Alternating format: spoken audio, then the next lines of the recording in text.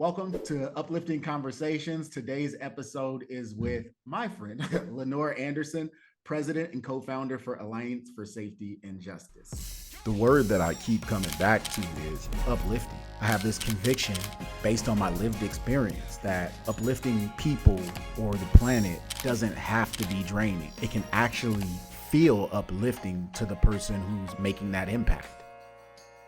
Welcome, Lenore. Thank you. I'm so excited to be here and be in conversation with you. Yeah, no, I obviously am a big supporter of your work, and I will disclaim, not that there has to be a disclaimer. I'm a board member at Alliance for Safety and Justice, and huge supporter, believer, fan, if you can have a fan of the work. And so honored to have you in the space today, and really excited to share all that you are doing, and Jay and Oswald and everyone else that at ASJ is doing for us that a lot of us don't even know about. And so, yeah, happy to share, happy to have you. Thank you. Can you share a little bit about first the organization and your kind of path to co-founding and now president at ASJ? Sure. So Alliance for Safety and Justice is an advocacy organization. We focus on trying to improve the country's public safety and criminal justice systems. And we do that through advocating for changes in state laws and organizing people. That's sort of our formula for change. We work in 8 of the largest states in the country. So in addition to California, where I reside, we also work in Texas, Florida, Pennsylvania, Michigan, Ohio, Illinois, Arizona, etc. And in those states, we pass legislative reforms as well as ballot initiatives. And we also organize 2 constituencies. We organize people who are survivors of crime, who want a new approach to public safety. Our flagship organizing program is called Crime Survivors for Safety and Justice.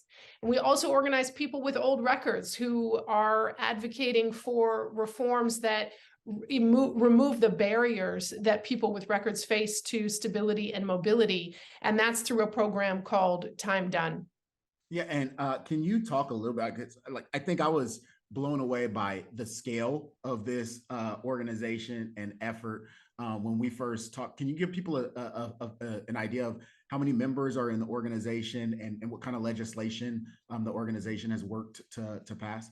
Sure. Well, we started in just one state in California in 2012. I founded the original organization, Californians for Safety and Justice, back then. And then Robert Rooks, my co-founder, and we co-launched Alliance for Safety and Justice in 2016. So that's how long we've been around. We just made a decade this past year. And in that time, we have passed 91 different legislative reforms in 8 different states. And when you kind of tally up the impact of those reforms, we've contributed to a reduction in incarceration and the number of people on probation by about 500,000 people. So we've shrunk the incarceration and supervision system by about 500,000 people so far. And we've also increased expenditures on community safety programs like trauma recovery centers for victims, mental health programs, diversion programs, reentry. We've expanded public investments in those support programs by about $1 billion. So we've really sought to do that, sort of shrink what's not working, expand what is kind of approach to our advocacy. And then just in terms of how big our organization is, we just hit 300,000 members, which we're really excited about. We have roughly, that's roughly equal split between Crime Survivors for Safety and Justice, headed up by Oswald Thomas, and Time Done, headed up by Jay Jordan. Yeah, and I think you said this really quickly, but I think this is a really important and unique attribute to the organization. So you talked about crime survivors being an important part of the voice in the organization. Can you talk a little bit about the organizing that you do and whose voices are included in the organizing, and maybe how effective that is to work across the political spectrum. And so, yeah, all of that jumps out to me still. Yeah, well, so, when you take a zoom out and look at mass incarceration in the United States, one of the political justifications for continuing to have these really tough laws and this really wildly high incarceration rate compared to the rest of the world, one of the political justifications that you'll hear in state houses across the country is, well, this is good for public safety. Yeah, there may be problems with it and we might need to tweak this system. It's racially biased, it costs a lot, but ultimately the justification is, well, this is good for victims and this is good for public safety. We would hurt victims if we, sort of reduced incarceration too much or did too much criminal justice reform.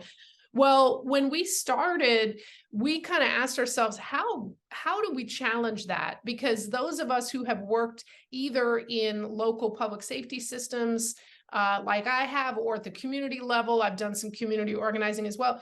We know from experience that most people hurt by crime and violence are actually not benefited by mass incarceration at all.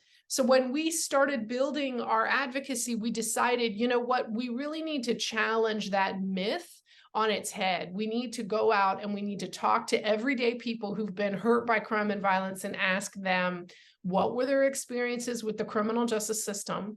And importantly, what are their policy preferences? And so we started off early, we did focus groups, small, community centers, and then we started doing more professional surveys of thousands of victims across the country. In every time that we have surveyed victims of crime, doesn't matter, urban, rural, political party preference, racial demographic, gender demographic, age, doesn't matter, their majority of victims of crime actually strongly prefer rehabilitation and prevention over tough punishments and extreme sentencing.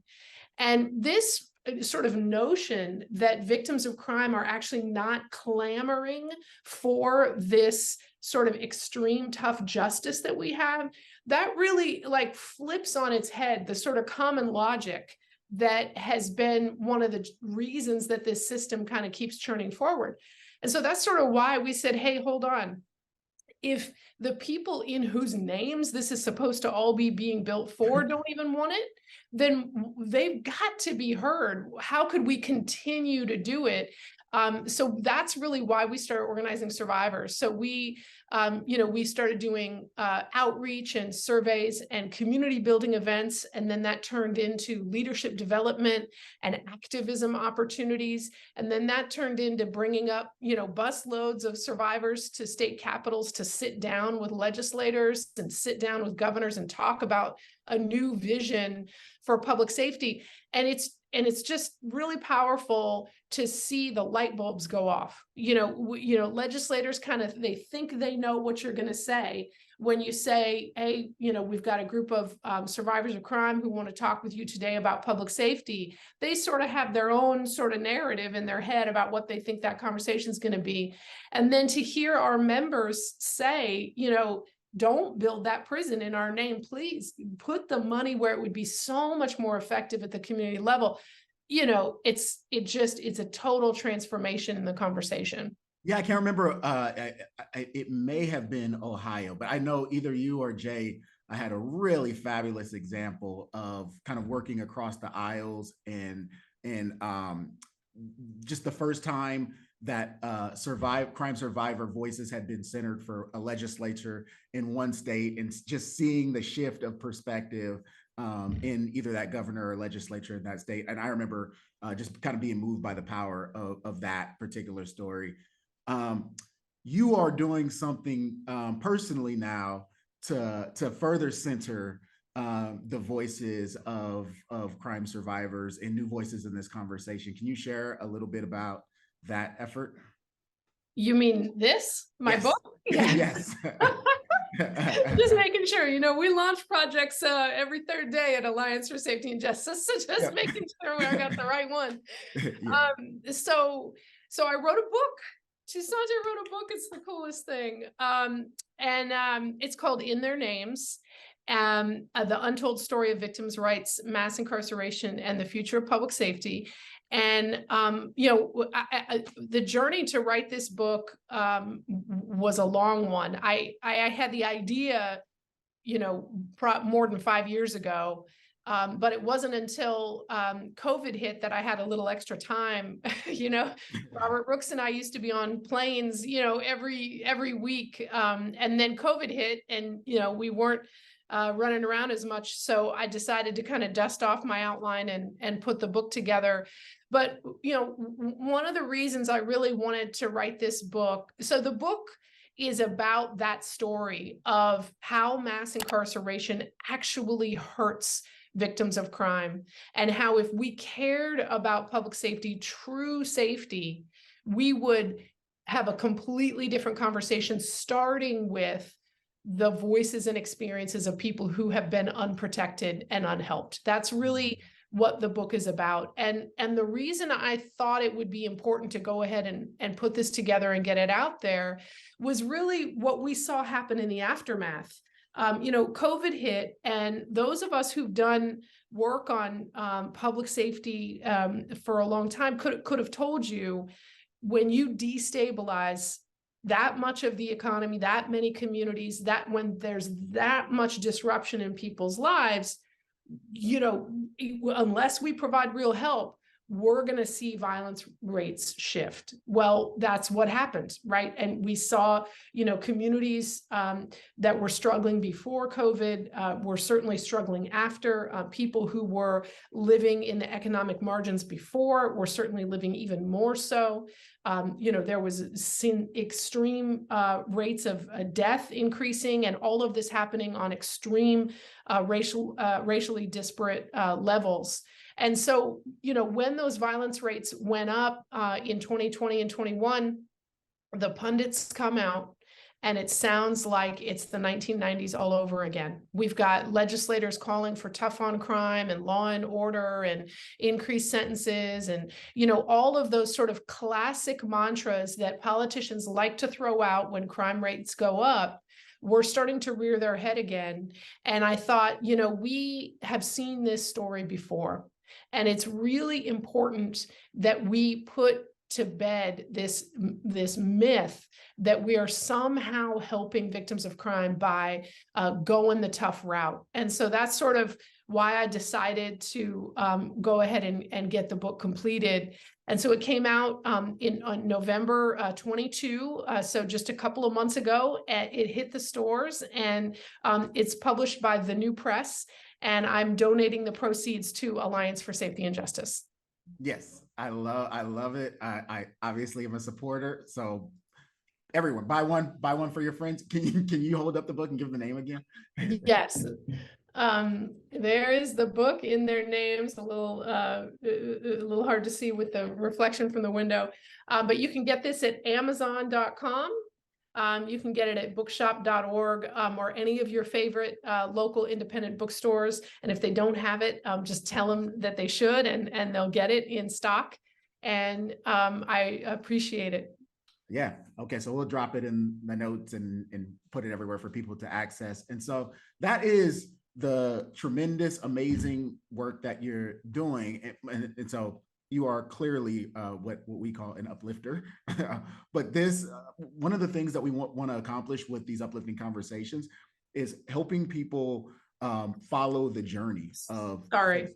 Oh, no problem. I couldn't hear in your background anyway, but we want to help people follow the journey of folks who are doing uplifting work, like what you're doing at ASJ, like what you've done authoring this, like you have been doing even before this. And so where I would like to start, or what I would be interested in hearing, is kind of what brought you to this work. What was the gap that you saw, including kind of what you felt seeing that gap that compelled you to kind of give your life over to uplifting public safety and criminal justice? Sure. Well, I always start, with the value that I'm rooted in, which is a value of advancing racial equality in the United States. I grew up in the 80s and 90s when the era of mass incarceration was sort of at its height. Back then, the politicians used to talk about, basically launching a war on youth. And I was a youth in California, one of the toughest incarceration states in the nation at the time. And, despite the fact that I was, getting in trouble with police and teachers and neighbors, the second and third chances I was given as a middle-class white American on my way to adulthood, were the difference maker for me in terms of ending up successful and ending up being able to, a law school of all places. At the same exact time that I was given second and third chances, the government, especially in large states like California, were literally arresting and incarcerating almost exclusively youth of color for things very similar to what I was doing and the trouble I was getting into as a youth. Well, I didn't have enough of an appreciation at 16 and 17 to what was happening. But as I ended up in college and on to law school and got more aware of the extreme mass incarceration problem in the country and its foundational racist nature, it became important for me. You can't look away, right? I started working with kids who had been incarcerated just right after I graduated from law school. My first job out of law school was representing youth who were facing years behind bars and working with their parents, trying to advocate for alternatives to incarceration. And, we're talking young people who were facing literally solitary confinement years at a time at ages 14, 15, 16, being pepper sprayed by guards, facing, fights, daily suppression and fights inside facilities literally designed to cut people off from humanity. And these are kids. And when you look and you ask the question, how did this young person, what did this person do that got them in trouble, that got them placed in these, horrific youth prisons? You wind the clock back, the kinds of things that got them in trouble with police and prosecutors initially were just not all that different. And, I think that the onus is on white Americans to do what we can to advance racial equality. This is a system that is broken at its core. And so that's where, my commitment came from, was sitting in courtrooms and watching kids, the vast majority of whom were kids of color, get shipped off to warehouse style prisons for literally no reason. And, watching how that impacted the rest of their lives. Most are in adult prison to this day, and those are the kinds of early experiences I had as an attorney that made it clear to me that this was something that needed to change. So I've worn a lot of different hats trying to figure out the right way to change it. But at its core, I think that's why so many of us do this work around criminal justice reform. Yeah, I guess where my mind goes is that you don't undertake work that you think is ineffective. And this was such a big problem, and it was going in the wrong direction so fast. Like, what gave you some kind of morsel of hope that you could make the kind of dent that you've actually been able to make, particularly here in California? Like you have kind of been an agent for actual change. What gave you hope that that was possible? Yeah,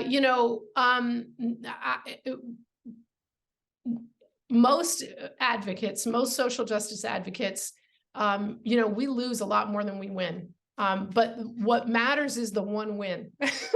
What matters is that one time you were able to change some part of a penal code to, instead of it saying shall, you're going to change it to may. And you actually got that one line, tiny little bit of discretion built in. And then, that little victory, it just sort of fuels you to kind of try and go again. The courage that I see everyday people take to stand up for change and stand up against a system that wasn't designed to be transparent, that wasn't designed to be fair, that wasn't designed to be easily movable and malleable. The courage that the people I work with and that the people who've been most impacted by this have shown in changing it is really what gives me hope. And then when we have one win, success begets success, right? So if you can, if you're gonna lose a whole bunch, but if you can get just to that one win, then you're gonna kind of open the door and it'll create some space for more wins. And let me tell you, we're living in a time where there's some remarkable reforms that have emerged just in the last decade. But 20, 25 years ago, we were winning much smaller reforms. And those, our willingness to go ahead and jump in and get what little change we could, and then demonstrate how to get more change, that has really been what's led the door open. So in some ways, those incremental shifts that build up years at a time allow for those more bold victories that we've been able to achieve more recently. Got it. And yeah, that's like such an inspirational approach to addressing a problem that's so incredibly big. You said something about figuring out the right way to kind of approach the problem or access the problem, and probably kind of going at some avenues that weren't the most effective at times, and finding the, like, what did you do from where you sat initially to sort of start with the tools that were right in front of you? Well, I can just tell you, the story of the California Proposition 47 campaign in 2014, Toussaint. This was kind of an unlikely victory. So when I started Californians for Safety and Justice in 2012, and at the time there was a small group of organizations who were working on legislation to just do one simple change, which is to take drug possession, simple drug possession, which voters across the political spectrum do not think should result in incarceration time. But back in 2012, the idea of the legislation was, hey, change it from felony to misdemeanor so you don't get that incarceration time, just for simple drug possession. The first one of these pieces of legislation made it, couldn't even make it out of the couple of committees that were voting on it. Legislators were so scared to look soft on crime that they didn't even vote it out of committee, which means it basically died, right? So the first version of the bill dies. The next year, those same smart advocates, they said, okay, we'll make it discretionary. Prosecutors can choose whether it be a felony or misdemeanor. That made it out of committee and then didn't get signed by the governor, again, because of pressure from law enforcement associations and criminal justice bureaucracies saying, oh, this is going to be soft on crime, all this kind of stuff. So we looked at that and we said, okay, if the legislature can't deliver something, let's see what the voters would be willing to do. So we decided to use a different tool in the toolbox. So one tool is going to the legislature in the state capitol and introducing legislation. Another is going directly to voters. At least in California, you have that option, not every state. So we did a poll, we did a public opinion research poll, and we asked voters a whole bunch of different opinions that they might have on criminal justice reform. And what we found was that there was huge gap. Voters of all stripes were, we waste too much money on prisons. You can't incarcerate your way to safety. We will support any number of type of reforms if it saves money and reduces that prison's budget. So we looked at what voters were saying and we said, wow, that's a big gap compared to where the legislators are. Let's put together a ballot initiative and let's get it in front of the voters. So we wrote what became Proposition 47 in 2014, and this was a ballot initiative that took 6 low-level crimes and reclassified them from felony to misdemeanor so they wouldn't go to state prison, and then annually requires the state of California to collect that prison's money that is saved from reduced incarceration and reallocate it into youth programs, victim services programs, and mental health. So we put this ballot initiative together and we said, we're going to just go to the voters, forget working with the legislature on this simple change. We're just going to take it directly to the voters. And what we put in front of the voters was actually bigger than what that legislation would have done, right? The legislation was pretty small, but we're like, hey, if we're going to go to the voters, we're actually going to make it worth the time and money it takes to do a ballot initiative campaign, which is not cheap. So we collected signatures, we got it on the ballot. But when we started talking to voters about the campaign, we talked to them about the real world impacts, right? This is not a choice between criminal justice reform or safety. This is a choice on how you want safety to be achieved.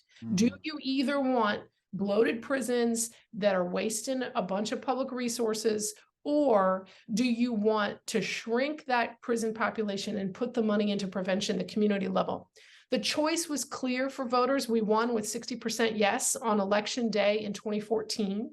And it was a huge victory. Nearly $1 billion has been reallocated since that thing passed from the California prisons budget into prevention programs, trauma recovery centers, diversion, and the overall incarceration population in the state has come down quite a bit as well. Oh, that's amazing. That is such incredible work. And I love the whole concept of not allowing safety to become like the domain of this like mass incarceration, over policed state, but like safety is the domain. All of us own safety, and nobody is anti-safety, right? None of us are anti-safety. So I think that's just incredible. I'm so inspired by your work and everything that you've done and the journey. What's something that if people wanted to step into supporting public safety and justice and uplifting that as an issue and having their voices be felt on this issue, like what's something that you would suggest or a place that they should start? It's such a great question, and because it's an exciting time to be working on this issue. I remember 25 years ago, there was like 2-3 organizations and, sharing one copier and, just trying to kind of hustle to make it work, right? And now there's actually a really huge movement for reimagined public safety and a huge movement for criminal justice reform. So, new activists today have a ton of opportunities. I mean, I think at minimum, donate to your favorite criminal justice and public safety reform organization. There's so many to choose from. If you want to support Alliance for Safety and Justice, that's fantastic. It's allianceforsafetyandjustice.org. So, there's financial support, there's making your voice heard on social media. There's tons of organizations you can follow. If you go to allianceforsafetyandjustice.org and follow us, that'll also click through and show you all the other organizations or many of the other organizations that are out there that you can follow. But then you can also get involved. One of the things that's so amazing is, this last election cycle, right? I talked about how when crime started to go back up in 2020, right? We heard those same old talking points and, law and order and tough on crime. This last election cycle, it didn't really work, right? Like most voters actually stood strong and stood on the side of like, we're kind of not buying it. There's the exceptions to the rule, but by and large, most candidates who were getting attacked for having taken a criminal justice reform position maintained their seats, and most reforms remained intact. And I share that good news because what it means is there's a real movement to do something different. And there's a real popular consciousness and understanding right now that we need to advance public safety by investing in communities. Strong communities are safe communities, and that's where the public wants public officials to put money. So the last opportunity I'll lift up is if you live in a city, the chances of there being a reentry program or a victim services program or a mental health program or a jobs placement program that could use some help, they're probably pretty high. Those are programs that are getting more and more popular, but they still need a lot more support in terms of volunteers. I would really encourage people to just get in your local community and start supporting a community-based public safety organization. Well, I think that is a great set of on-ramps. I am going to continue to support Alliance for Safety and Justice however I can, and of course, continue to support you and your work. And I am deeply grateful for you taking the time to share a little bit of that with me and everyone who's listening. Hey, I should mention one other thing, which is this April, we're having a huge convening in Sacramento. So we organize something every year called Survivors Speak, and it's for survivors to come together and make their voices known in the public policy process. We gather in Sacramento. This is our 10th annual convening this year, so it's really going to be a special one. There's workshops, there's trainings. We do a rally on the Capitol the second day. We have a dance party. We know how to have a good time and also make our voices heard. So we really encourage everyone to come out. If you want more information about Survivors Speak, you can go to survivorspeak.org. And there you can either sign up to come out to one of our events or join another one of those offerings. Yes, and I should have mentioned that because you can reach out to me for information also, because I am going to be on the host committee for great. Survivor Speak. I talked to Jay; he had a mouthful of tacos when I called him. He said, "You don't remember the whole committee," and so I am absolutely going to be there and supporting, and I hope others will come and support with me. Awesome! I'm excited to see you there in April. All right, thank you so much, Lenore. Thank you. Appreciate it so much. Please be sure to subscribe, like, and click the notification button so you never miss an episode.